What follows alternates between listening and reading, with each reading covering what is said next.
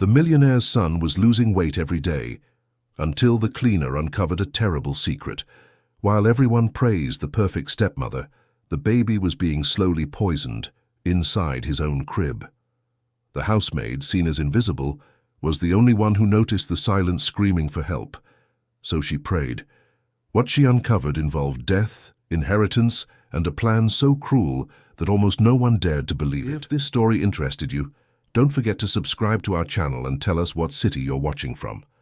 Now continuing, the morning arrived slowly over the Upper East Side of New York City, bringing with it that golden light that seemed to bless only those who could afford it. Helen Miller watched from the bus window as the wide streets, well-tended trees, and high walls guarded lives she could only imagine. At 42, Helen carried in her brown eyes a mixture of weariness and attentiveness that few people could decipher. She didn't speak much, but when she did, her words were measured, gentle, almost musical. There was a delicacy about her that contrasted with the harshness of the life she had known. That day, Helen would start a new job. She had been hired by a domestic services agency to handle the cleaning of a residence on Madison Avenue, one of the most exclusive streets in the city. The position had appeared unexpectedly, almost urgently, and she hadn't asked questions. She needed the job. She needed the routine. She needed something to keep her busy enough not to dwell on the past. The automatic gate opened as soon as she pressed the intercom. The house was imposing, 3 stories of impeccable white facade, enormous mirrored windows, and a front garden that looked like it had been lifted from an architecture magazine. Everything there breathed order, control, perfection. Helen climbed the marble steps carrying her worn-out cloth bag, feeling small in the face of such grandeur. The door was opened by a woman who looked as if she had just stepped out of a beauty salon. Perfectly styled blonde hair, flawless makeup even though it was only 8 in the morning, a fine beige dress that matched her mid-heel, shoes. She smiled, and that smile was white, broad, but somehow it didn't reach her eyes. Marion Vance. That was her name. In her early 30s, perhaps. Elegant, polite, with a way of speaking that showed years of good schools and refined social circles. She extended a hand to Helen with a practiced friendliness. "Welcome, Helen. We were expecting you. The house is large, but I'm sure you'll adapt quickly. We value discretion and efficiency here. I hope we can work well together." Helen shook her hand, feeling the soft skin, the manicured nails, the expensive perfume. "Thank you, Mrs. Vance. I'll do my best." Marion led her through the house, showing off each room with poorly disguised pride. The living room with its double-height ceiling, the Italian leather sofa, the dining table for 12, the integrated kitchen with state-of-the-art appliances. Everything gleamed without a smudge, without an object out of place. It was almost unnatural. Climbing the fine wooden staircase, Marion spoke without looking back. "My husband, Leonard, works a lot. He's an engineer, runs his own company. He's out all day, sometimes he travels. I need you to understand that he's going through a difficult time. He lost his first wife just over a year ago. It was very hard for all of us." Helen just nodded but mentally registered the way Marion had said it. Lost. As if one loses an object, a key, a document. There was no emotion in her voice, only information. "And we have little Gabriel," Marion continued, stopping before a frosted glass door on the 2nd floor. "He's only 6 months old. He's a quiet baby, hardly any trouble. But of course, he needs full attention." The door was opened slowly, and Helen entered a room that looked more like a movie. Set, all in pastel tones, white furniture, linen curtains, a delicate chandelier on the ceiling, and in the center, a solid wood crib with white lace. Inside it, a baby was sleeping. Helen approached, and her heart tightened. Gabriel was too small. Not newborn small, but fragile in a way that didn't seem healthy. His thin little arms, his pale, almost translucent skin. He slept in absolute silence, without the restless movements typical of babies his age. Something was wrong. Helen felt it immediately, like a shiver that ran up her spine. "Is he okay?" Helen asked, trying to sound casual. Marion looked at her with an expression that was hard to read. Perfectly fine. He has regular medical checkups. All his vaccinations are up to date. He's just a naturally calm baby. I thank heavens for that. Helen didn't reply. She just watched the baby for a few more seconds before Marion closed the bedroom door. Down the hall, Marion continued speaking. Oh, and we have a nanny, Lucy. She was hired a few weeks ago. She takes care of Gabriel during the day. You'll meet her soon, but your job is just the cleaning. You don't need to worry about the baby. Lucy and I handle that. Right, Helen murmured. The following days were about adapting. Helen cleaned each room with meticulous attention, but her eyes always drifted upstairs, to the room where Gabriel spent most of his time. She almost never heard him cry. That bothered her deeply. Babies cry. It's natural. It's necessary. But Gabriel didn't cry. Lucy, the nanny, was a young woman, perhaps in her early 20s, of few words and much obedience. She avoided talking to Helen, answering only what was necessary, and always seemed nervous, looking around as if expecting to be watched. There was fear in her eyes, Helen noticed right away. One morning, while cleaning the second-floor bathroom, Helen heard a faint cry coming from the baby's room. It wasn't a strong, vigorous cry, as it should be. It was almost a whimper, a low plea for help. She stopped what she was doing and stood there, listening. The crying stopped quickly. Too quickly. Hours later, when Marion left for an appointment and Lucy went downstairs to get something from the kitchen, Helen seized the opportunity. She went up to Gabriel's room and pushed the ajar door. The baby was awake, staring at the ceiling with those large, dull eyes. Helen approached, lightly touching his little hand. It was cold. The baby didn't react. "Hi, sweetie," Helen whispered, a lump forming in her throat. "Are you okay?" Gabriel looked at her, but there was no recognition, no smile, no movement. It was as if he were there but absent. Helen scanned the crib with her eyes. Everything was clean, everything tidy. A baby bottle was on the dresser beside it, still with some milk left. She picked up the bottle, brought it to her nose, and smelled something strange. It wasn't just milk. There was something else, something she couldn't identify, but it made her frown. "Helen, what are you doing in here?" Marion's voice came from the doorway, sharp as a blade. Helen turned, still holding the bottle. "I'm sorry. I heard the baby and came to see if everything was all right." Marion entered the room with firm steps. "I've already told you that you don't need to worry about Gabriel. Lucy takes care of him. Your job is to clean the house. That's it."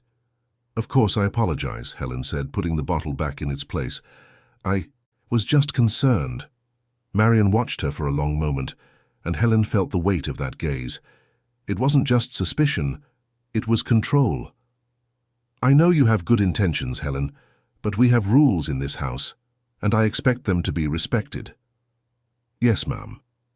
When she went downstairs, Helen was trembling, not from fear but from certainty. Something was wrong in that house. Something was happening to that baby, and she had to find out what. In the following days, Helen began to pay attention to everything. She observed the times Marion fed Gabriel, Lucy's expressions, when she went up to the room, the moments when Leonard, the father, came home. He was a tall man, broad-shouldered, with greying hair at the temples, but with a face marked by a deep sadness. He rarely smiled. He rarely looked directly at people. He seemed to carry a weight that bent him from the inside. Leonard would come home, greet Marion with a mechanical kiss on the cheek, ask briefly about Gabriel, but never go up to see him. He never held his son. It was as if he avoided that encounter, as if the baby's presence caused him pain. One night, as Helen was finishing cleaning the kitchen, she heard Leonard and Marion talking in the living room. His voice was tired, almost broken. "Marion, do you think I'm a good father?" "Of course you are, darling. You give Gabriel everything he needs, a beautiful home, security, a future. But I don't spend time with him. I barely look at him. I know it's wrong, but every time I see Gabriel, I remember her. I remember everything I lost." Marion replied in a sweet, almost motherly voice. "I know, my love. I know it's hard. But time will heal this pain, And I'm here to help you. Let me take care of everything. You just need to focus on work, on rebuilding your life. I'll take care of Gabriel, I promise." Helen felt a chill. There was something in that tone of voice, something that seemed like protection but sounded like possession. The next day, while emptying the trash in the second-floor bathroom, Helen found something. At the bottom of the bin, wrapped in a paper towel, was a small glass vial. She picked it up and read the label. It was an appetite suppressant, something used in strict diets. Why would that be in the bathroom near the baby's room? Helen put the vial in her apron pocket and continued her work, but her mind was racing. The pieces were starting to fit together, albeit confusingly. That afternoon, when Marion left for a social gathering and Lucy went to the pharmacy to pick something up, Helen took the opportunity to go up to Gabriel's room again. The baby was sleeping, and she observed every detail. The bottle was there again, on the dresser. Helen picked it up, opened the cap, and sniffed. The same strange odor. She dipped the tip of her finger in the liquid and brought it to her tongue. Bitter, very bitter. That wasn't just milk. Helen felt her heart pound. She needed proof. She needed something concrete. With trembling hands, she took out her phone and took a picture of the bottle, then a picture of the label on the vial she had found. She put everything away quickly and went downstairs before anyone returned. At night, lying in her small apartment in Queens, Helen couldn't sleep. The images of Gabriel haunted her, that fragile, silent baby with eyes that didn't sparkle. She knew what it meant. She knew because she had seen it before. 8 years ago, Helen had a daughter, Anna Claire, a beautiful, lively girl, just 3 years old. But her health began to deteriorate inexplicably. Weight loss, constant fatigue, disinterest in playing. The doctors couldn't find the cause, until one day too late they found out. The girl's godmother, someone Helen trusted blindly, had been poisoning Anna Claire slowly, with small doses of substances that left no obvious trace. The motive was vile, petty, based on envy and resentment. By the time the truth came out, it was too late. Anna Claire didn't survive. Helen spent years blaming herself, wondering how she hadn't noticed, how she hadn't seen the signs. And now, looking at Gabriel, those signs were all there, screaming. But this time, she wouldn't let it pass. This time, she would save that child. The next morning, Helen arrived at the house determined. She needed more information, more proof, but she had to be careful. If Marion suspected anything, all would be lost. While cleaning Leonard's office on the ground floor, Helen noticed an old piece of furniture against the wall. It was a dark wood bookshelf with books and some folders. She approached, pretending to dust, and noticed a small space behind a picture frame. Something was there, hidden. With her heart racing, she moved the picture frame and found a flash drive. Helen took the object, looked around to make sure she was alone, and quickly put it in her pocket. She couldn't check it there. She had to wait until night. Throughout the day, she continued to observe. Marion was more present upstairs, controlling Lucy's every move. The nanny seemed increasingly nervous, avoiding Helen's gaze as if afraid that any interaction could be interpreted as betrayal. At the end of the afternoon, as Helen was about to leave, she heard voices coming from the garage. She approached discreetly and recognized Marion's voice, talking to someone.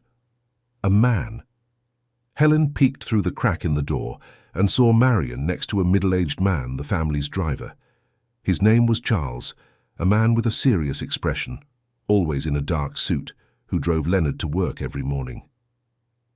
"Did you do what I asked?" Marion asked in a low voice. Charles nodded. "It's all set. No one will suspect a thing." "Good. We need to keep everything under control. There can't be any mistakes. We're almost there." Helen felt her blood run cold. There was a conspiracy, and she was in the middle of it without knowing exactly what she was facing. That night, in her apartment, Helen connected the flash drive to the old laptop she had managed to buy a few months ago. Her heart pounded as the files loaded. There were documents, spreadsheets, and a text file titled Final Plan. Helen opened the document and began to read. Each line was a more terrifying revelation than the last. The plan was meticulous, cold, calculated. Marion wasn't just an ambitious stepmother. She was a criminal in action. The document described in detail how to weaken Gabriel slowly, using substances that wouldn't leave obvious traces but would progressively undermine his health. The idea was to make the baby seem naturally ill, for doctors to find no clear cause, and eventually to simulate a disappearance or even a tragedy that would be blamed on the negligence of a third party. In this case, Helen would be the ideal culprit, a new employee without solid references who could be easily framed. And the motive was the inheritance. Gabriel was the direct heir to a considerable fortune left by his biological mother, Leonard's first wife, the woman who had passed away tragically shortly after childbirth. The document mentioned that her death had not been an accident either. It had been planned since the prenatal stage, with the help of corrupt professionals. Marion had entered Leonard's life as a savior, a kind woman who appeared at the right moment, offering comfort and support. But in reality, she had been there before, waiting, preparing, and now with Leonard emotionally shattered and blinded by grief, she had total control. Helen read until the end, feeling nauseous. There were names of bribed doctors, amounts paid, dates of procedures, contacts of people involved. Charles, the driver, was on the list. Lucy, the nanny, too, and there was mention of a pediatrician who certified Gabriel's health despite knowing he was being deliberately harmed. Helen saved everything to another flash drive, printed the main documents, and put everything in a sealed envelope. Now she had proof. But what to do with it? Who to turn to? Leonard was completely manipulated. The justice system would take time, and Gabriel didn't have time. She needed to act fast, but she knew that one wrong move could cost the baby's life. Helen spent a sleepless night planning every step. The next morning, she arrived at the house earlier than usual, but as soon as she entered, she noticed something was different. Marion was waiting for her in the living room, a hard expression on her face. "Helen, we need to talk." Helen's heart skipped a beat, but she remained calm. "Of course, Mrs. Vance. Has something happened?" Marion crossed her arms. "I've discovered that some things are going missing from the house, small items, but it's still concerning. Have you by any chance seen anything?" Helen felt the trap being set. "No, Ma'am, I haven't seen anything." "It's strange, don't you think? Right after you were hired, things started to disappear, and yesterday I noticed someone had been in my husband's office. Were you in there?" "Only to clean, as I always do." Marion took a step forward, and Helen saw a calculated coldness in her eyes. "You know, Helen, I trust people. But when that trust is broken, I have no choice but to take action. I'm going to have to ask you to collect your things and leave. Immediately." "What do you mean?" Helen asked, feigning surprise. "I didn't do anything. I can't take the risk. My family, my home, the safety of my stepson, all of that is more important than any explanation. You're fired." Helen felt her world crumble. She knew what was happening. Marion had discovered something was wrong, that someone was investigating, and had decided to cut the problem at the root. But Helen couldn't just leave. She couldn't leave Gabriel behind. But before she could say anything, Leonard entered the room from upstairs. He looked confused. "What's going on here?" Marion turned to him with tears in her eyes. "A perfect performance. Darling, I found out Helen has been stealing from our house. I tried to give her a chance, but I can't let this continue. I'm firing her." Leonard looked at Helen with a tired expression. "Is this true?" Helen took a deep breath. "No, Mr. Vance. I didn't steal anything, but I discovered something very serious happening in this house, something involving your son." Marion laughed, a nervous, controlled laugh. "You see, darling, she's trying to deflect. This is typical of someone who feels cornered. She's making up absurd stories." Leonard ran a hand over his face, exhausted. "Helen, please, don't make things more complicated. Just leave." Helen felt tears burn in her eyes, but not of sadness, of anger, of helplessness. She grabbed her bag, looked one last time at Marion, who was smiling with veiled triumph, and left the house. Outside, under the strong New York morning sun, Helen stood still for a long time. She could give up. She could move on, find another job, forget that house, that baby, that pain. But then the image of Anna Claire appeared in her mind, the face of the daughter she had lost, the guilt she carried. And Helen knew she couldn't abandon Gabriel. She couldn't let history repeat itself. She took out her phone and dialed a number. A familiar voice answered on the other end. "Dr. Allen, it's Helen Miller. I need your help. It's urgent. There's a child in danger and I have proof, but I need someone to listen to me before it's too late." Dr. Robert Allen was one of the few people Helen truly trusted. A retired pediatrician, he had worked for decades at Mount Sinai Hospital and had met Helen years ago when Anna Claire was still alive. He was the one who had finally uncovered the truth about the girl's poisoning, and since then, he had kept in sporadic contact with Helen, always offering to help in any way he could. He was a man of principle, with completely white hair and blue eyes that conveyed wisdom and compassion. They met in a discreet coffee shop in Greenwich Village, far from the Upper East Side, far from any chance of being seen by someone connected to the Vance family. Helen arrived first, nervous, fidgeting with a cup of coffee she hadn't even tasted. When Dr. Allen walked in, she felt an immense sense of relief. "Helen, what happened? You sounded desperate on the phone." She took a deep breath and began to tell him everything, every detail. The perfect house, the silent and fragile baby, the controlling stepmother, the flash drive, the macabre plan she had discovered. Dr. Allen listened in silence, his face growing more serious by the minute. When Helen finished, he was silent for a few moments, processing it all. Then he said, "Helen, this is serious, very serious, if everything you're telling me is true, and I believe it is. This child is in imminent danger. But you understand that we need concrete proof? The flash drive is a start, but we need testimonies, medical evidence, something that cannot be refuted." "I know," Helen said, taking the envelope from her bag and placing it on the table. "It's all here. Documents, photos, the flash drive. But I was fired today. They accused me of theft. I no longer have access to the house. I can't protect Gabriel anymore." Dr. Allen took the envelope, opened it, and began to examine the documents. The more he read, the darker his expression became. "This is monstrous. How could anyone do this to a child? And you say there are doctors involved?" "Yes, a pediatrician who attests to the baby's health even knowing he's being poisoned. Her name is in the documents." Dr. Allen closed his eyes for a moment, taking a deep breath. "I'll need to take this to people I trust. But Helen, you need to understand that this will take time. The justice system doesn't move overnight, and in the meantime the baby is still there, vulnerable." "I know," Helen whispered, feeling the tears return. "That's why I need to do something now. I can't wait. The last time I waited, I lost my daughter.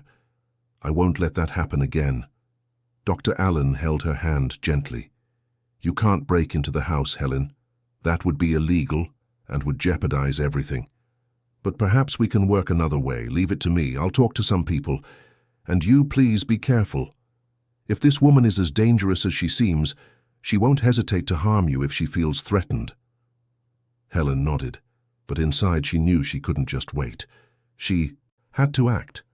In the following days, Helen returned several times to Madison Avenue, staying outside the house, observing the movements. She saw Marion leave for social engagements, always elegant, always smiling. She saw Charles take Leonard to work every morning and pick him up at the end of the day. She saw Lucy going to the pharmacy, to the market, always with a tense expression. One afternoon, Helen saw Lucy leave the house alone, walking quickly down the sidewalk. She looked scared, looking back several times. Helen followed her discreetly to a nearby park. Lucy sat on a bench, took out her phone and just sat there as if waiting for someone. Helen approached slowly. "Lucy?" The young woman looked up, and Helen saw the fear stamped on her face. "What do you want? I can't talk to you. You were fired." Helen sat down next to her, keeping her voice calm.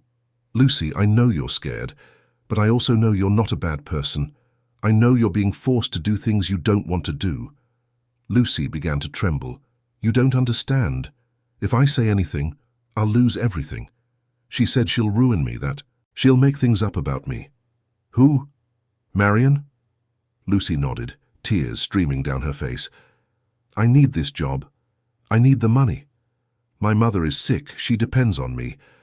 I have no choice." "You always have a choice," Helen said, holding her hand. "And if you do nothing, an innocent baby will suffer. Do you want to carry that for the rest of your life?" Lucy sobbed. "I don't want to hurt Gabriel. I swear I don't. But she makes me do things, mix things in his bottle. She said it's just to calm him down, just to help him sleep better. But I know that's not true. I see how he's getting weaker and quieter every day. I know what I'm doing is wrong." Helen took a deep breath, feeling her suspicions confirmed. "Lucy, I have proof. I have documents that show everything that's happening, but I need your help. I need you to testify, to tell the truth." Lucy shook her head, desperate. "I can't. She'll destroy me." "She's already destroying you," Helen replied firmly. "She's turning you into an accomplice to something terrible. But there's still time for you to do the right thing. There's still time for you to save Gabriel and save yourself." Lucy was silent for a long time, staring at the ground, fighting with her inner demons. Finally, she whispered, "What do I need to do?" Helen felt a wave of relief.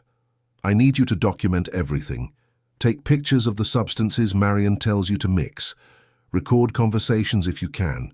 And when the time is right, I need you to testify, to tell the truth to the authorities." Lucy wiped her tears. "And if I do that, do you promise you'll protect me?" "I promise I will do everything in my power." That night, Lucy sent the first message to Helen. It was a photo of a small vial with a clear liquid. The caption read, "She told me to mix this in his 6 p.m. bottle today." Helen showed the photo to Dr. Allen, who immediately recognized the substance. "It's a strong sedative. In small doses it might seem harmless, but in a baby it can cause serious damage. And if used continuously, it can lead to developmental problems, neurological damage, and even worse." Helen felt anger rise within her. How could someone be so cruel, so calculating? In the following days, Lucy continued to send evidence. Photos, text messages from Marion with specific instructions, audio recordings of tense conversations. Each new piece of evidence was another piece in the puzzle Helen was assembling. But Marion wasn't stupid. She noticed something was changing. Lucy was more nervous, more evasive, and Marion began to tighten her grip. One morning, Helen received an urgent message from Lucy. "She knows someone is investigating. I don't know how, but she knows. I'm scared."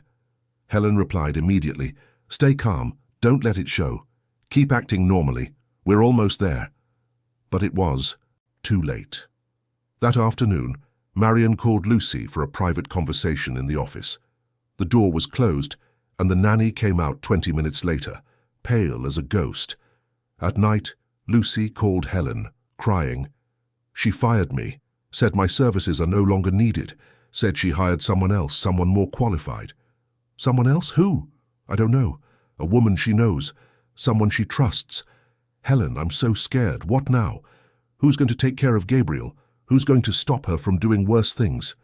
Helen tried to calm Lucy, but inside she was panicking. If Marion brought in someone even more loyal, even more willing to follow orders without question, Gabriel would be in even greater danger. The next day, Helen returned to the street where the house was. She needed to know who this new nanny was. She waited across the street watching. Around 10 in the morning, a woman arrived. She was older, perhaps in her 50s, with a serious expression and mechanical movements. She entered the house without hesitation. Helen felt a chill. There was something about that woman that deeply unsettled her. A week passed. Helen could no longer sleep properly. The images of Gabriel haunted her, and she knew that time was running out. Dr. Allen updated her on the legal procedures, but everything seemed so slow, so bureaucratic. Meanwhile, the baby was still there, vulnerable, in the hands of cruel people. It was then that Helen made a decision. She had to get into that house again. She had to see Gabriel with her own eyes, to make sure he was still alive, still had a chance. She knew it was risky, maybe even illegal, but she couldn't wait any longer. One night, when she knew Leonard would be away on a business trip and Marion had a social event, Helen returned to the house. The gate was closed, but she knew a passage around the back, near the garden, where the fence had a gap. She managed to get in without being seen. The house was silent, lit only by a few external lights. Helen climbed up the side, found a slightly open window on the second floor, and entered. Her heart was beating so hard, she feared someone might hear it. She walked down the hallway to Gabriel's room. The door was closed. She turned the knob, turned. slowly pushed the door open and went inside. The baby was there in the crib sleeping, or at least he seemed to be sleeping. Helen approached, touched his little face. It was warm. He was alive, but so fragile, so pale. "It's okay, my love," Helen whispered, tears streaming down her face. "I'm going to get you out of here, I promise." That's when she heard voices from downstairs. Marion had come back early. Panic seized Helen. She needed to get out of there immediately. She ran to the window, climbed down the same way, and managed to get off the property without being seen. But when she got home, Helen realized she had left something behind. Her scarf, which she wore around her neck. It had fallen in Gabriel's room. The next morning, Helen learned that Marion had found the scarf, and it wasn't long before the police knocked on the door of Helen's apartment. 2 police officers, a man and a woman, asked if she was Helen Miller. She confirmed, feeling her world collapse again. The female officer said, "Ma'am, we've received a report of breaking and entering and attempted kidnapping. Did you break into the Vance family residence last night?" Helen tried to explain, tried to tell the whole story, but the officers seemed skeptical. "We have to take you in for a statement," the male officer said. At the police station, Helen was interrogated for hours. She told them everything, from the beginning, showed them the proof she had, the flash drive, the documents, Lucy's messages. But the detective in charge seemed suspicious. "Ms. Miller, what you're telling me is very serious. But breaking into someone's house is also serious. Do you understand that?" "I understand, but please, you have to investigate. That baby is in danger." "We will investigate, yes. But for now, you'll need to sign a commitment to appear in court, and I recommend you stay away from that residence." Helen left the police station devastated. She felt she had failed. She had exposed herself, had given Marion exactly the ammunition she needed to completely discredit her. In the following days, the situation worsened. Marion wasted no time. She went on social media, posting about the break-in by an unhinged former employee who had tried to kidnap her stepson. Of course, she didn't mention names, but the narrative was clear. She, the dedicated stepmother, was the victim of a disturbed person. Public opinion turned against Helen. Cruel comments, accusations, judgments. Helen had to deactivate her social media accounts. She lost clients who knew her through referrals. Her reputation was destroyed. But the worst part was knowing that Gabriel was still there, a hostage to an unscrupulous woman. And now, with all the attention focused on the alleged break-in, it was even harder to do anything. That's when Lucy reappeared. She called Helen, her voice trembling. "Helen, I saw the news. I know what she's doing to you, and I can't take it anymore. I can't carry this guilt. I'm going to testify. I'm going to tell everything I know." "Are you sure?" Helen asked, surprised. "You know what that means?" "I know, but I can't live like this anymore. Every night I dream of Gabriel, of his little face getting more and more faded. I can't let this continue." Helen felt a flicker of hope. "Thank you, Lucy. You're doing the right thing." Together, they went to Dr. Allen, who was already in contact with a district attorney specializing in crimes against children. The DA, Frank Matthews, was known for his toughness and commitment. When he heard Lucy's account and analyzed the evidence, he had no doubt. "This is enough to open a formal investigation. I'm going to request a court order for the child's removal and a medical examination." But things were never simple. The judge assigned to the case took days to review the request. Meanwhile, Marion continued her life as normal, posting pictures with Gabriel on social media, always smiling, always the perfect stepmother. Helen followed everything from a distance, feeling helpless, until one morning she received an unexpected call. It was an unknown number. She answered cautiously. "Hello?" The voice on the other end was male, hoarse, hesitant. "Helen Miller. My name is Charles. I'm the driver for the Vance family." Helen was silent, stunned. "What do you want?"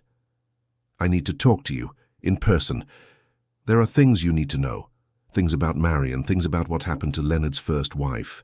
Helen's heart pounded. "Where and when?" "This afternoon. There's a church on Bleecker Street, St. Teresa's. I'll be there at 3 o'clock. Come alone." Helen hung up, trembling. Was it a trap? Or was it the chance to finally get crucial information? She called, Dr. Allen told him about the call. He advised her to be careful, but agreed it could be important. "I'll be nearby," Dr. Allen said. "If anything goes wrong, I'll call the police immediately." At 3 in the afternoon, Helen entered the church. It was a quiet place with few worshippers. She sat in one of the back pews and waited. Minutes later, Charles appeared.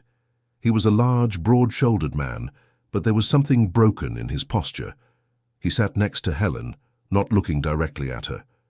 "Why did you want to meet me?" Helen asked. Charles took a deep breath. "Because I can't take it anymore. Because what she's doing is wrong. And because I have a daughter, too. And I could never live with myself if something happened to that baby because of my silence." "Do you know what Marion is doing to Gabriel?" "I know. And I know much more than you can imagine. I've been with her since the beginning. Since before she married Leonard. She paid me to do things I shouldn't have done. Forge documents, bribe people, lie. I did it all because I needed the money. But now I see I was used, that I was an accomplice to something monstrous. And Leonard's first wife, what happened to her?" Charles closed his eyes, the pain visible on his face. "Marion planned everything. She met Leonard before he was married. She fell in love with him, or rather with what he represented, money, status, power, but he loved another woman, Beatrice. So Marion waited. She waited until Beatrice got pregnant, and then she started to execute her plan." Helen felt a chill run down her spine. "Go on." "Marion got close to Beatrice, pretending to be a friend. She gained her trust, and then she started to sabotage things. Small things at first. Swapped medications, wrong information about her prenatal care. Beatrice started to feel sick, to have complications. The doctors didn't understand what was happening, and when it was time for the delivery, Marion made sure the doctor in charge was someone she could control, someone who could make mistakes without raising suspicion. Are you saying that Beatrice was—" Helen couldn't finish the sentence. "I'm saying that Marion orchestrated everything so that Beatrice wouldn't survive childbirth. And it worked. Beatrice passed away right after Gabriel was born, and Leonard was devastated. That's when Marion showed up again, offering a shoulder to cry on, comfort, support. 6 months later, they were married." Helen felt sick. "And you helped with all of this?" Charles nodded, tears streaming down his face. "I helped, and I'll have to live with that for the rest of my life. But I won't let her do the same to Gabriel. That's why I'm here. That's why I'm going to testify. I'm going to tell everything I know. Do you have proof?" "I do. I have emails, recordings, documents. I kept everything as a kind of insurance policy, in case Marion tried to throw me under the bus, and now I'm going to use all of it to bring her down." Helen held his hand. "Thank you, Charles. You're doing the right thing. I just hope it's not too late." With Charles's testimony and the new evidence he brought, the case gained urgency. DA Frank Matthews finally got the court order. The next morning, social workers, medical examiners, and police officers went to the Vance residence to remove Gabriel. Marion tried to stop them, screaming, crying, accusing everyone of persecution, but the evidence was irrefutable. Gabriel was taken to the hospital where he would be examined and protected. Leonard, who was present, was in shock, unable to process what was happening. Marion was taken in for questioning, and for the first time, her perfect mask began to crack. Helen followed everything from afar, through phone calls from Dr. Allen and the DA. Gabriel was alive, but he needed intensive treatment. The doctors confirmed the presence of various substances in his system, substances that should never be in a baby. The long-term effects were still uncertain, but there was hope. That night, Helen finally managed to sleep. It wasn't the end of the story, but it was a new beginning, and this time the truth was starting to win. The days following Gabriel's removal were filled with unbearable tension. Helen woke up every morning with a heavy heart, calling Dr. Allen for news, and spending her afternoons trying to occupy her mind with anything that would keep her from thinking the worst. The baby was in the hospital, under intensive care, but his condition was delicate. The doctors worked tirelessly to reverse the damage caused by the substances he had ingested over months. Leonard Vance was in a state of shock. After the truth came out, he locked himself in his house, refusing to see anyone. The life he had built, or thought he had built, had crumbled like a house of cards. The woman he had trusted, to whom he had entrusted his son, was a criminal. And he, blinded by the pain of losing Beatrice, had noticed nothing. Marion was held in custody without bail. DA Frank Matthews presented all the evidence collected, the flash drive with the detailed plan, the testimonies of Lucy and Charles, the medical analyses proving Gabriel's systematic poisoning, and the records linking Marion to the tragedy that had claimed Beatrice's life. But even behind bars, Marion maintained an arrogant, confident demeanor. Her lawyer, a man known for defending impossible cases with aggressive strategies, was already preparing a defense that would attempt to discredit all the witnesses and question the validity of the evidence. Helen was called to give a formal deposition. She arrived at the courthouse accompanied by Dr. Allen, nervous but determined. The courtroom was packed. Journalists, onlookers, family members. The case had gained media attention, and everyone wanted to know the details of the gruesome story. When Helen entered, she saw Marion sitting next to her lawyer. For the first time, their eyes met directly. Marion didn't look away. Instead, she smiled. A small, almost imperceptible smile, but one that carried a silent threat. Helen took the witness stand and swore to tell the truth. DA Matthews began the questioning, asking her to start from the beginning. Helen took a deep breath and began. She spoke of her first day of work, of the silent and fragile baby, of the signs she had noticed, of her own past pain that had made her sensitive to those details. She spoke of the flash drive, of the conversations she had overheard, of the bottle with the strange smell. Marion's lawyer then rose for the cross-examination. He was a tall man in an impeccable suit with a booming voice. "Ms. Miller, you have a history of psychiatric issues, don't you?" Helen felt her blood run cold. "I was treated for depression some years ago, after I lost my daughter. But that has nothing to do with what I'm saying here." "But it does. You suffered a profound trauma. You lost a child.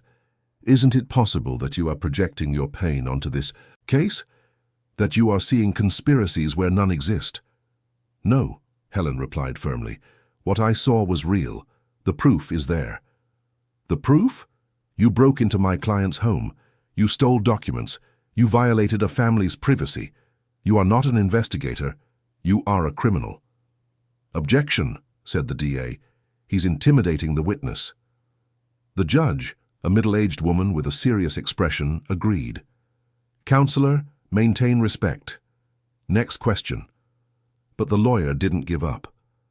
"Ms. Miller, my client alleges that you had an unhealthy obsession with the baby, that you attempted to kidnap the child. Is that true?" "I did not try to kidnap anyone. I entered the house because I was worried about Gabriel's safety, and I was right." "Or you were paranoid. Don't you think you might be confusing care with intrusion?" Helen felt tears well up, but she didn't let them fall. "I saved that baby. If I hadn't acted, he would be dead now." "Objection. Speculation." The judge banged her gavel. "Sustained. Let's stick to the facts, please." The interrogation lasted over an hour. Helen left exhausted, but relieved. She had said everything she needed to. Now it was up to the justice system. In the following days, it was Lucy's turn to testify. The young nanny was visibly terrified, but remained firm in her account. She told of the instructions she received from Marion, the substances she was forced to mix into the bottles, the threats she endured when she hesitated. She showed the text messages, the photos she had secretly taken. Marion's lawyer tried to discredit her, claiming she was lying to escape her own responsibility, but the DA vehemently countered, showing that Lucy had cooperated voluntarily from the start. Charles was next, and his testimony was devastating. He not only confirmed everything Helen and Lucy had said, but brought new revelations. He told of the payments Marion made to doctors and other professionals to ensure their silence and complicity. He presented emails, bank transfers, recordings of compromising conversations. And then came the bombshell. Charles revealed that Marion had not acted alone from the beginning. There was a sister who lived in another state who was also involved in the scheme. The news took everyone by surprise. a previously unknown accomplice. The DA immediately requested a search and seizure warrant, and the police set out to locate this second woman. Meanwhile, Gabriel remained in the hospital. Helen had managed to get permission to visit him. When she entered the room where the baby was, with machines monitoring his vital signs, with doctors and nurses constantly caring for him, Helen couldn't hold back her tears. She approached the hospital crib, touched his little hand. Gabriel was awake, and for the first time in a long time, his eyes seemed to have a spark of light. "Hi, sweetie," Helen whispered. "You're so strong, so brave. Everything's going to be okay now." One of the doctors, Dr. Paula, approached. "He's responding well to the treatment. It will still take time, but he's a fighter. Will he have lasting effects? It's hard to say at this point, but we're optimistic. The early detection was crucial. If a few more weeks had passed, the situation could have been irreversible." Helen felt an immense sense of relief. She had arrived in time.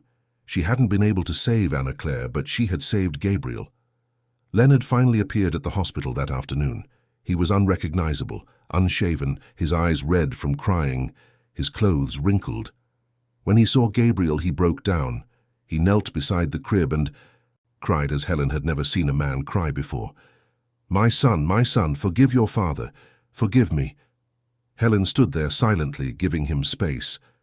After a few minutes, Leonard composed himself a bit and turned to her. "You're Helen, aren't you? The employee I fired?" "I am." He ran a hand over his face, shame visible in every feature. "I was a fool, an idiot. You tried to warn me and I wouldn't listen. I was so lost in my own pain that I didn't see what was happening right in front of me, to my own son."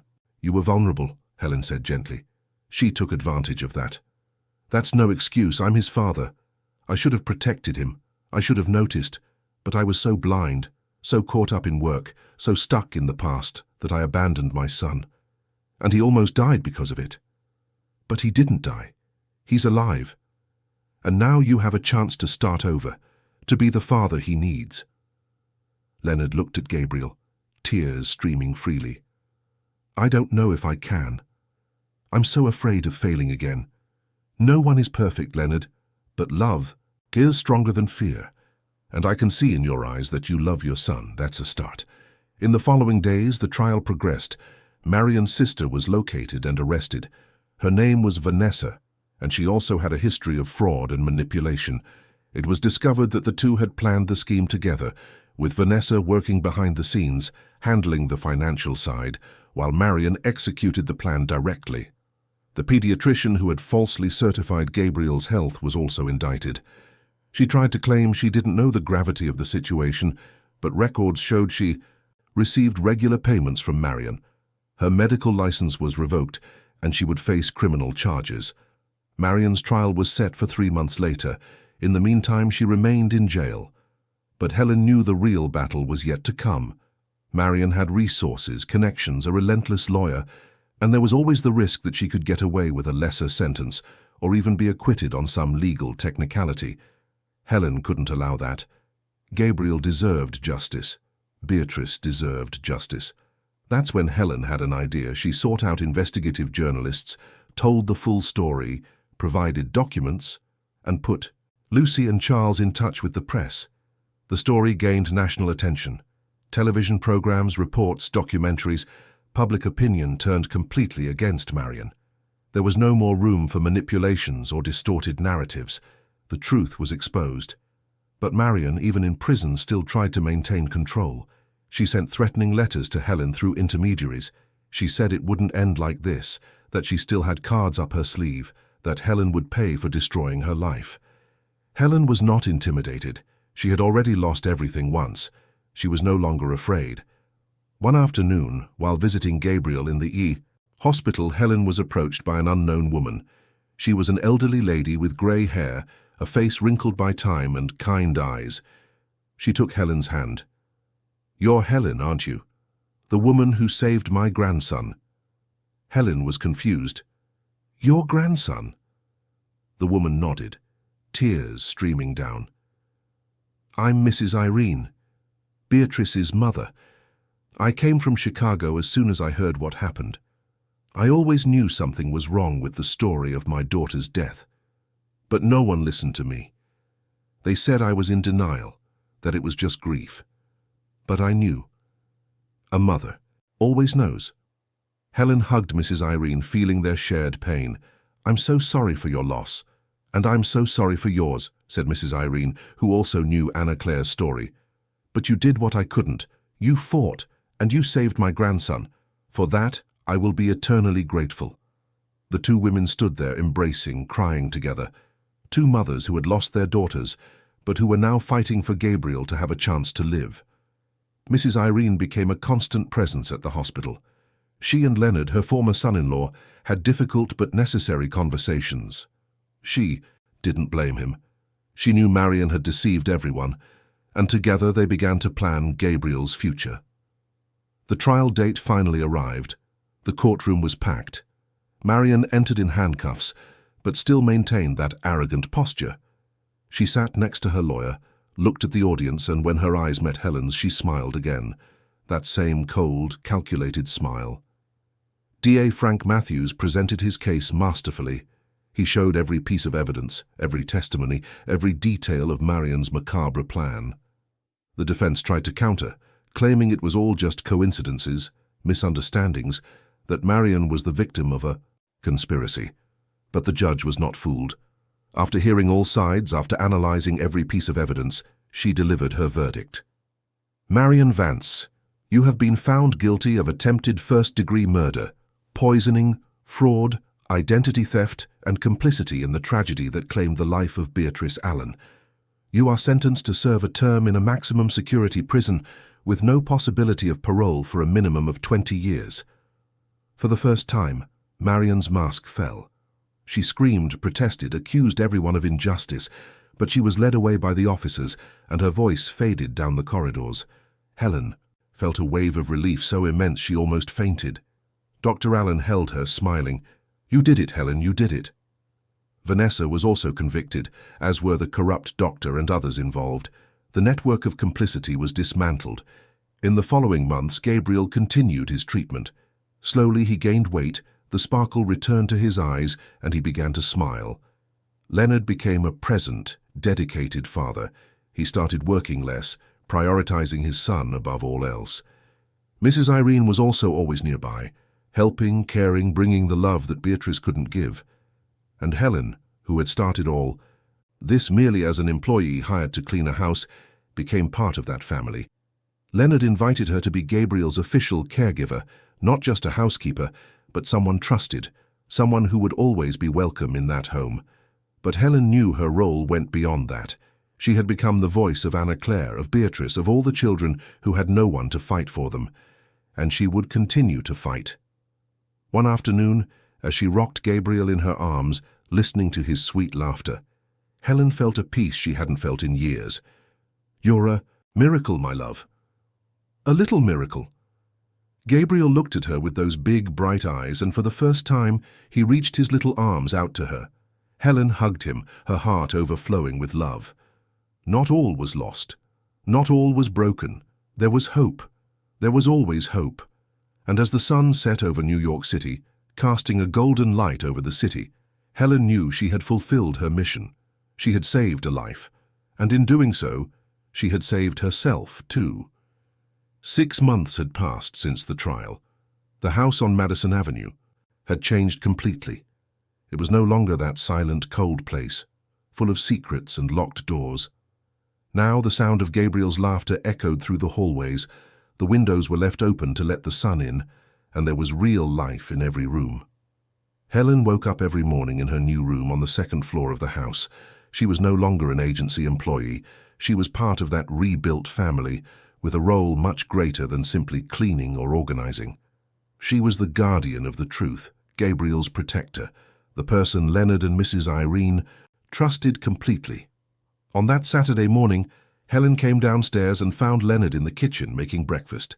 He was wearing a fun apron with duck patterns, a gift from Mrs. Irene, and was humming quietly as he made pancakes. His transformation was astounding. The man she had met months ago, devastated, absent, lost in his own pain, had been reborn. Now he smiled easily, played with Gabriel, and participated in every moment of his son's life. "Good morning, Helen," he said, turning with a smile. "Making pancakes. Gabriel loves them, and Mrs. Irene asked for them too. I think I made too many, but better to have leftovers than not enough, right?" "Absolutely," Helen replied, smiling. "Can I help?" "You can go get the troops. Mrs. Irene is in her room, and Gabriel just woke up. I heard him on the monitor." Helen went up to Gabriel's room. The old crib, the one that held so many bad memories, had been replaced with a new, cheerful one, full of colourful hanging toys. Gabriel was standing, holding onto the rails, swaying and making happy noises. When he saw Helen, his eyes lit up and he reached out his arms. "Good morning." "My love," Helen said, picking him up. "Feeling good today? Shall we have breakfast with Daddy and Grandma?" Gabriel gave a little shriek of joy and clapped his hands. He was almost a year and 2 months old now, and his recovery was nothing short of a miracle. The doctors had been impressed by his resilience. Of course, there were some lingering effects, a few developmental delays that required constant monitoring, but Gabriel was alive, happy, and surrounded by love. And that was what mattered. Mrs. Irene appeared at the bedroom door, already dressed in a comfortable set of pants and a blouse, her grey hair tied in a low bun. "Good morning, my darlings. May I take my little grandson?" Helen handed Gabriel into his grandmother's arms, and the two went downstairs together. The kitchen was filled with light, and Leonard had already set the table. Pancakes, fruit, fresh juice, fresh coffee. It was a simple, everyday scene, but it was charged with meaning. Here was a family that had been destroyed and was being rebuilt, brick by brick, with love and truth. During breakfast, Leonard shared some news. His company was doing well, but he had hired a partner to share the responsibilities so he could spend more time at home. He had also decided to sell the house. It was beautiful, but it carried too many heavy memories. He wanted a completely new start. "I found a beautiful house in Scarsdale," he said. "Spacious, with a big yard, perfect for Gabriel to grow up in. It even has a guest house out back, Helen. If you want it, it can be yours. That way you have your privacy but are still close to us." Helen felt her eyes well up. "Leonard, you don't have to do that. But I want to. You saved my son. You saved me too, in a way. I don't know where we'd be if you hadn't insisted, if you hadn't fought. You're part of this family now." Mrs. Irene agreed, emotional. "It's true, Helen. You are a blessing in all of our lives." Helen couldn't hold back her tears. Thank you for welcoming me like this." After breakfast, while Mrs. Irene played with Gabriel in the living room, Leonard called Helen for a private chat in his office. He had completely reorganized the space. There were no more hidden documents, flash drives behind furniture, or guarded secrets. Everything was open, transparent. "Helen, there's something I need to ask you," he began, serious. "Have you thought about what you want to do from now on? I know you've been working here with us, but you have so much potential. Have you ever thought about doing something bigger?" Helen was surprised. "What do you mean?" "You have a gift for noticing things other people don't see, for fighting for those who can't defend themselves. Have you ever thought about working in child protection? There are so many institutions that need people like you, people with real experience, with sensitivity, with courage." Helen had never thought about it. She had always seen herself as just a survivor, someone doing her best to move forward. But Leonard was right. Maybe her story, her pain, could be transformed into something bigger, something that could help other children, other families. "I don't know if I'd be capable." "You saved my son, Helen. If that doesn't prove you're capable, I don't know what would." That same day, Helen received an unexpected call. It was from DA Frank Matthews. "Helen, I hope you're well. I called to give you an update. Marion has filed an appeal to reduce her sentence. Her lawyer is using every trick in the book. But I want you to know that we are prepared. And there's something else. We've discovered she had contacts with other people in similar situations. There might be other families who were targeted. We're investigating." Helen felt a shiver. "How many families?" "We don't know for sure yet. But there could be more victims. And for that reason, Helen, we need you. We need your testimony, your strength to ensure she doesn't get away with it, and to help identify other possible victims." "I'll be there," Helen said without hesitation. "Whenever you need me." In the following days, Helen immersed herself in research. She began to study children's rights, signs of abuse and neglect, and protection agencies. She talked to social workers, psychologists, and specialized lawyers, and the more she learned, the more she felt that this was her path. Lucy reappeared in her life one afternoon. The young nanny had rebuilt her life, found a new job at a daycare where she worked with young children. She visited Helen at Leonard's house, asking for advice. "Helen, I want to do the right thing now. I want to care for children, protect children, but I'm so afraid of making a mistake again." "You won't make a mistake," Helen said, holding her hands, "because now you know what's right and what's wrong. You've learned. And the fact that you're here seeking guidance already shows that you've changed." "You inspired me, Helen. Seeing the courage you had, the way you fought for Gabriel, I want to be like that too." The two talked for hours, sharing stories, fears, and hopes. And Helen realized she wasn't alone on this journey. There were other people like Lucy who also wanted to make a difference. Charles had also tried to redeem himself. After testifying against Marion, he had lost his job and was shunned by many acquaintances. But Leonard, in a gesture of generosity, helped him find a new job and rebuild his life. Charles could never erase what he had done, but he was trying, day by day, to be a better person. 3 months later, the new house in Scarsdale was ready. It was a beautiful place, surrounded by trees, with a huge yard where Gabriel could play safely. The move was emotional for everyone. Leonard took one last look at the house on Madison Avenue before leaving. "This house holds a lot of pain," he said, "but it's also where I met you, Helen, where the truth was revealed, where my son was saved. So, in a way, I'm grateful."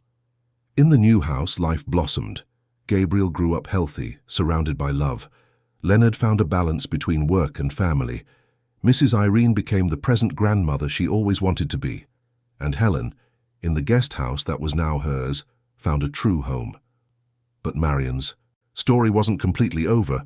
Her appeal was denied, but she continued to try to overturn the conviction through legal loopholes. Helen was periodically called for hearings, always firm in her testimony. And at one of these hearings, something unexpected happened. A woman approached Helen in the courthouse hallway. She was young, maybe in her 30s, her eyes red from crying. "Are you Helen Miller, the woman who exposed Marion Vance?" "Yes, I am." The woman grabbed Helen's hands, desperate. "My name is Francis. I was married to a wealthy man and we had a son. He passed away under strange circumstances when my son was just a year old. Then a woman appeared offering help, becoming a friend, but my son started getting sick. I didn't understand why, until I heard about your case, and I realized the signs were the same. The woman who befriended me was a friend of Marion's. They worked together." Helen's blood ran cold. "Where is your son now?" "He's with me," Frances replied, tears streaming down her face. "I kicked her out of the house when I started to suspect. But I had no proof. I didn't know what to do until I saw your case on television, and I understood I wasn't alone." Helen hugged Frances. "You are not alone, and we are going to help you. We'll gather evidence. We'll report it. Your son is going to be okay." In that moment, Helen realized her mission was much bigger than she had imagined. It wasn't just about Gabriel. It was about all the children who were in danger, all the families being manipulated by unscrupulous people.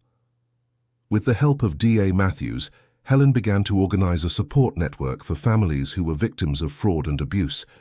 She created a mutual support group where people who had gone through similar situations could share experiences and find support. And she started volunteering with a child protection NGO, using her story to raise awareness and educate. One evening, in the new house, Helen was sitting in the garden watching the stars. Gabriel was sleeping peacefully in his room, and Leonard and Mrs. Irene were watching television in the living room. Everything was peaceful, and Helen, for the first time in many years, felt that her life had purpose. Dr. Allen visited her that weekend. The two talked at length about everything that had happened. "Helen, you've become an inspiration," he said. "To me, to so many people. You've proven that one ordinary person, with courage and determination, can make a difference. I only did what anyone should do. I protected a child. But many people don't, Helen. Many see, suspect, but don't act.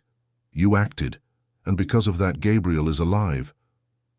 Helen looked at the house, saw Leonard through the window holding Gabriel, making funny faces to make him laugh, and she thought of Beatrice, the woman she had never met, but whose memory she carried with respect. She thought of Anna, Claire, her lost daughter, who remained alive in her heart, and she thought of all the children who still needed to be protected. Months passed. Gabriel's first birthday after everything had happened was a beautiful party in the garden of the new house. Friends, family, people who had supported Helen throughout the journey. It was a day of celebration, not just for Gabriel's life, but for all the lives that had been touched by that story. During the party, Leonard made a toast. I want to thank everyone who is here today, especially Helen, who saved my son and taught me what really matters in life, who showed me that love is action, not just a feeling.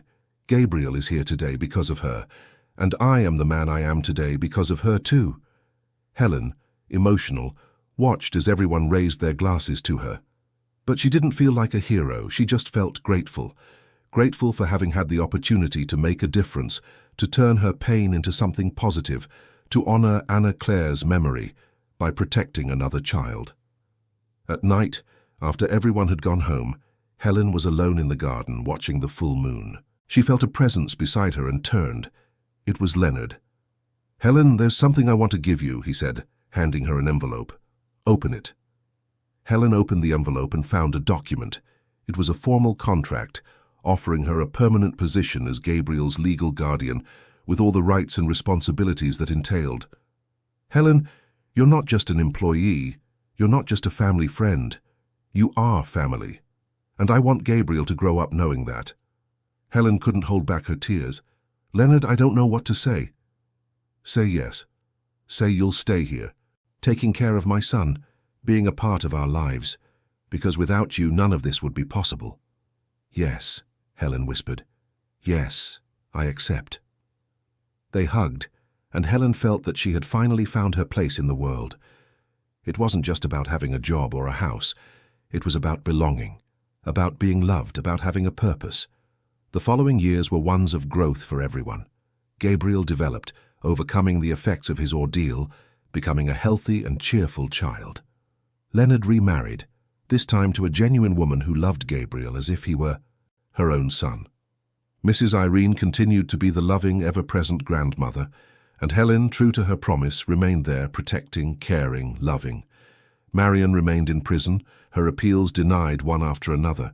Vanessa was also serving her sentence, and the other victims who were identified received justice and support. The network Helen helped create grew, helping dozens of families. One morning, 5 years after it all began, Helen woke up early and went to Gabriel's room. He was 6 years old now, a smart, curious boy full of energy. He was sleeping peacefully, hugging his teddy bear. Helen looked at his serene little face and felt immense gratitude. Anna Claire, wherever you are, Helen whispered, I did for him what I couldn't do for you, and I'll keep doing it, for him and for all the children who need protection. Gabriel stirred in his sleep, opened his eyes and smiled when he saw Helen. Aunt Helen, good morning. Good morning, my love. Did you sleep well? I dreamed we went to the park. Then let's go to the park today. What do you think? Gabriel jumped out of bed, excited. Let's go, let's go. And as Helen helped Gabriel get dressed, she heard Leonard's laughter from downstairs, the smell of fresh coffee, the sound of Mrs. Irene humming. It was a common, ordinary morning, but to Helen, it was perfect. Because in the end, it's not the grand moments that define life. It's the small ones, the morning hugs, the laughter at the table, the certainty that you are where you're supposed to be, doing what you're supposed to do. Helen had lost a lot, but she had gained even more. She had a family, a purpose and peace, and she knew that wherever Anna Claire was, she was proud. Life goes on, with its joys and sorrows, its challenges and victories.